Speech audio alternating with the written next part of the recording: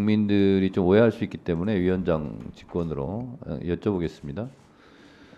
1313호 네. 소위 말한 연어 파티가 있었다고 본인이 그림까지 그래서 했었죠. 네. 그 사실에 대해서 좀 말씀해 주세요. 위원장이 진행상 필요하니까 하는 겁니다. 자, 하세요. 질의한 것이 아니라 진행하는 겁니다. 자, 증인 말씀하세요. 자, 이분들 마이크가 안 켜져 있기 때문에 네, 알겠습니다. 방송에는 들리지 않습니다. 증인 말씀하세요. 조금 전에 전현희 의원님이 말씀하셨던 것처럼 제 사건 같은 경우에는 2023년 1월 17일인가 김성태 씨가 해외에 도피 생활을 하다가 체포되어서 한국에 들어오면서부터 사건의 본질이 완전히 바뀌어 버렸습니다. 그래서 그 이후부터는 검찰이 조용히 하세요. 시간 카운트해 주세요. 무슨 시간을 카운트해요? 지속적으로 질의응답입니다. 질의응답이 아니라니까요. 진행이라니까요. 이게 어떻게 진행이 위원장으로서 진행하는 거예요. 말씀하세요. 민주당 의원들한테 질의하도록 하세요. 검찰이 지속적으로 시간 카운트해 주세요.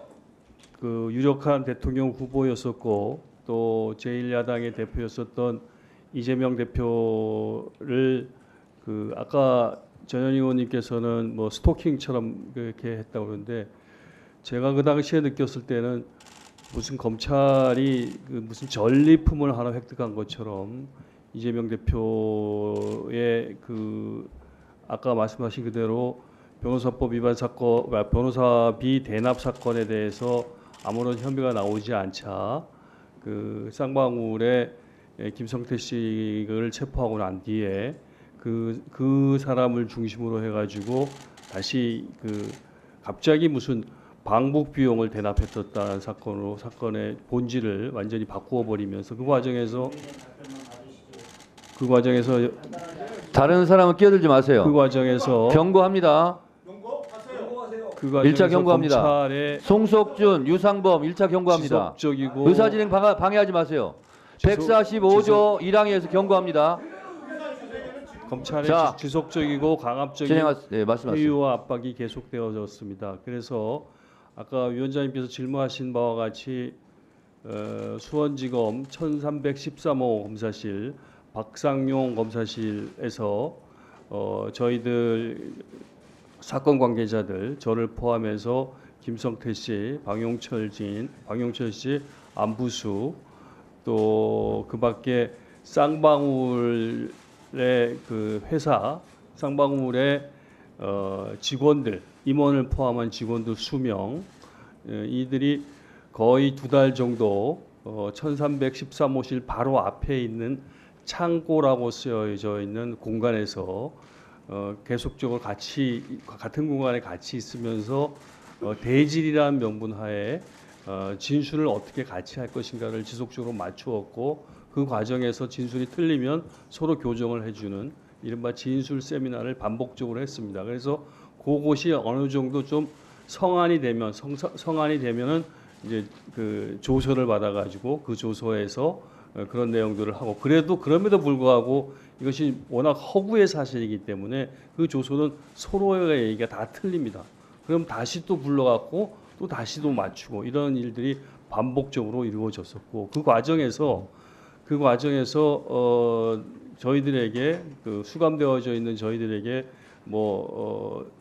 이를테면은 김성태 씨가 오늘은 뭐 갈비탕을 먹고 싶다 그러면 갈비탕이 제공되어지고 뭐 짜장면이 먹고 싶다면 짜장면이 제공시켜주고 뭐 연어가 먹고 싶다 그러면 연어가 제공되어지고 이런 식의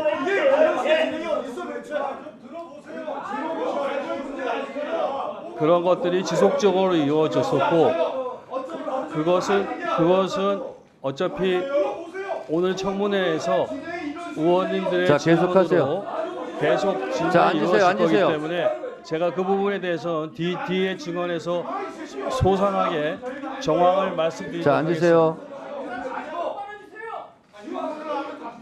자, 이건태 의원님 앉아주시고 주진우, 송석준, 유상범 앉아주세요. 앉아주세요. 앉아주세요.